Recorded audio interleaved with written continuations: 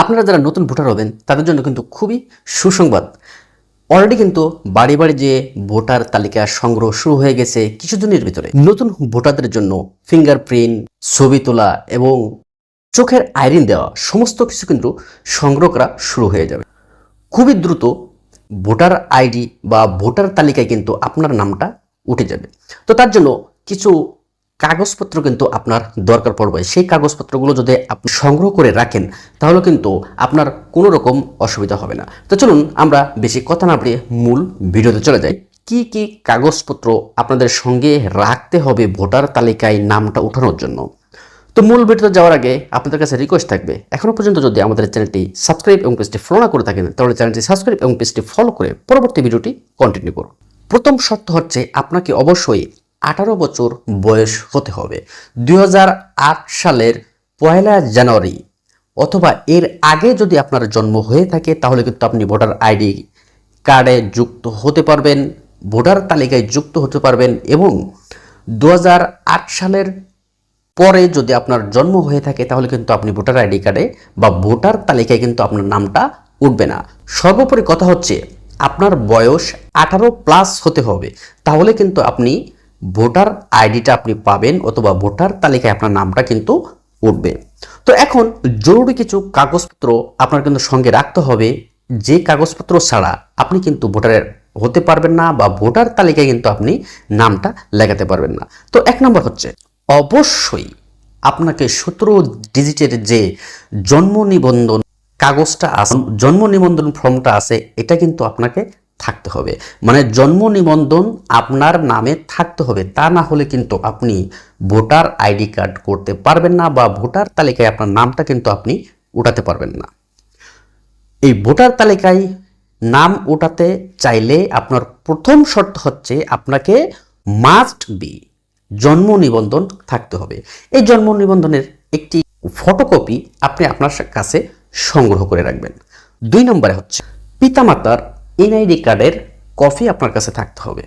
যদি পিতামাতার এনআইডি কার্ডের কপি যদি আপনার কাছে না থাকে, চাচা চাচি বা আপনার আত্মীয় স্বজনের ভিতরে যে কাউরের ভোটার আইডি কার্ডের কপি কিন্তু আপনার থাকতে হবে, তা না হলে কিন্তু আপনি ভোটার আইডি করতে পারবেন না বা ভোটার তালিকায় আপনার নামটা কিন্তু আপনি উঠাতে পারবেন না। 3 নম্বরে হচ্ছে আপনি যদি 18 বছরের আগে আপনি যদি বিয়ে করে থাকেন তাহলে সেই নিকানামা মানে কাবিননামাটা আপনার থাকতে হবে। সেই কাবিননামাও দেখিয়ে আপনার কিন্তু ভোটার আইডি কার্ডটা করতে হবে। তারপর আপনি যদি স্ত্রী হয়ে থাকেন তাহলে স্বামীর আইডি কার্ড লাগবে, আর আপনি যদি স্বামী হয়ে থাকেন তাহলে কিন্তু আপনার স্ত্রীর আইডি কার্ড লাগবে। এই ভোটার আইডি কার্ডে নাম ওঠানোর জন্য স্বামী স্ত্রী যে কারোর একজনের ভোটার আইডি কার্ডের কপি কিন্তু আপনার সঙ্গে রাখতে হবে। অথবা ভোটার আইডি কার্ড যদি নাও থাকে, যে জন্ম নিবন্ধনটা আছে আপনার নামে সেই কাবিননামার সঙ্গে কিন্তু এই জন্ম নিবন্ধনের কাগজটাও কিন্তু আপনাকে উপস্থাপন করতে হবে। 4 নম্বর হচ্ছে আপনি যদি বিভাগীয় শহরে থেকে থাকেন তাহলে সিটি কর্পোরেশনের যে কাউন্সিলর আছে সেই কাউন্সিলরের কাছ থেকে আপনাকে সনদপত্র নিতে হবে। আর যদি গ্রামে থেকে থাকেন তাহলে ইউনিয়ন কাউন্সিলে যে আপনাকে সনদপত্র নিতে হবে। আর অবশ্যই ছবিযুক্ত প্রত্যয়নপত্র তাদের কাছ থেকে আপনাকে নিতে হবে। এই কাগজগুলো অবশ্যই কিন্তু আপনার সঙ্গে রাখতে হবে। এরপর যে কথাগুলো বলবো সেটা হচ্ছে এটা ভোটার অফিসাররা চাইতেও পারে অথবা নাও চাইতে পারে, কিন্তু আপনার সাবধানতার স্বার্থে এই কাগজগুলো আপনিও আপনার সঙ্গে রাখবেন। যেটা প্রয়োজন হতেও পারে আবার নাও পারে। সেটা হচ্ছে আপনার সার্টিফিকেটের কপি, যেমন পিএসসি সার্টিফিকেট হতে পারে, জেএসসি সার্টিফিকেট হতে পারে, ম্যাট্রিকের সার্টিফিকেট হতে পারে বা ইন্টারের সার্টিফিকেট হতে পারে। এই জিনিসগুলো আপনার কাছে আপনি রাখবেন আপনার সুবিধার্থে। যদি চাই আপনি উপস্থাপন করবেন, না চাইলে আপনার উপস্থাপন করার কোনো প্রয়োজন নেই।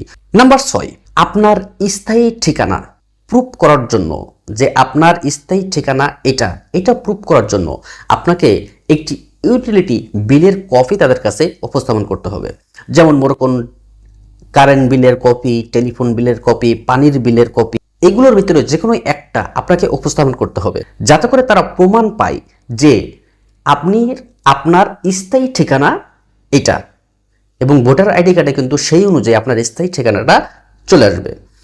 এবার আপনি মনে করতে পারেন যে আমার কারেন্ট বিল নাই, পানির বিল নাই, গ্যাস বিল নাই, কোনো বিল আপনার নাই, আপনি এখন স্থায়ী ঠিকানা কিভাবে প্রুভ করবেন?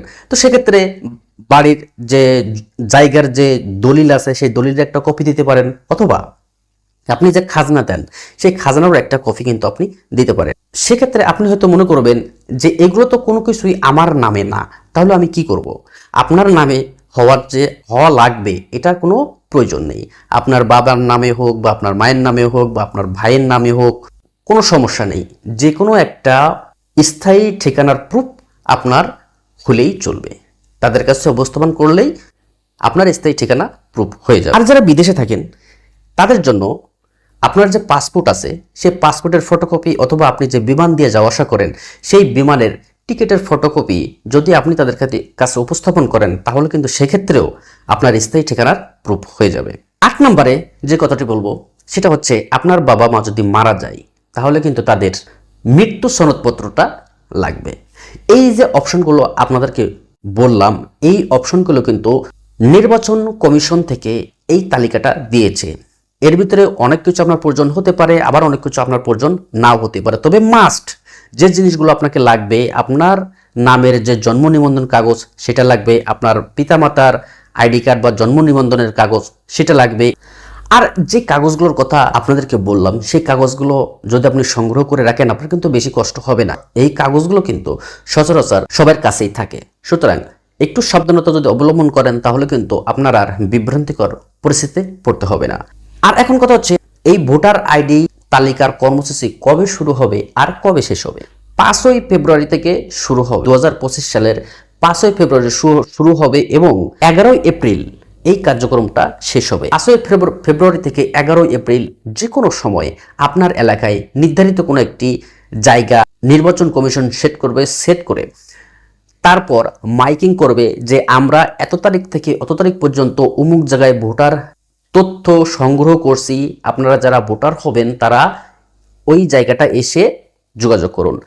নির্বাচন কমিশনের যে কার্যালয়টা আপনার এলাকায় বসবে সেই এলাকায় যে আপনার এই তথ্যগুলো আপনি ফিল আপ করে আসবেন এবং ছবি তুলে আসবেন, তাহলেই আপনি এনআইডি কার্ডটা পাবেন এবং ভোটার তালিকায় আপনার নামটা কিন্তু যুক্ত হয়ে যাবে। তো এই ছিল বন্ধুরা আমাদের আজকের ভিডিও। দেখা হবে পরবর্তীতে। ভালো থাকেন ততক্ষণ। আল্লাহ হাফেজ।